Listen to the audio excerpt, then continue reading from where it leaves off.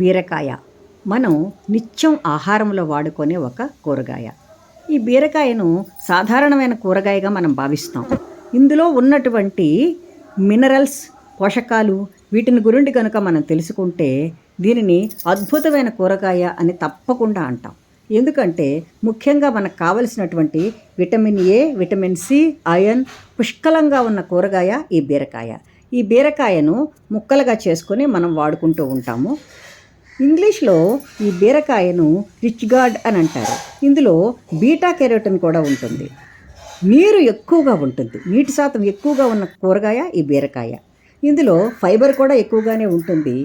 బాలింతలు, చూలింతలు, అనారోగ్యంతో ఉన్నవాళ్ళు కూడా ఈ బీరకాయను చక్కగా వాడుకోవచ్చు.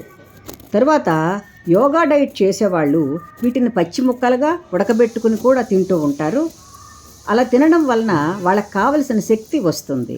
చిన్న ముక్కలుగా చేసుకొని ఈ బీరకాయను వేపుడుగా చేసుకోవచ్చు, కొద్దిగా నూనె వేసుకొని మామూలుగా కూడా కూరగా చేసుకోవచ్చు. ఈ బీరకాయ అత్యంత ప్రయోజనాలను అందించేటటువంటి కూరగాయ.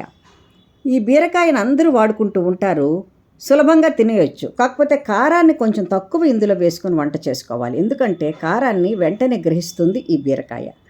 ఈ బీరకాయ తొక్కలలో కూడా అత్యధికమైనటువంటి పీచు ఉంటుంది, అనేకమైనటువంటి పోషకాలు ఉంటాయి. కాబట్టి ఈ బీరకాయను మనం పచ్చడి చేసుకొని తింటూ ఉంటాం తప్పనిసరిగాను.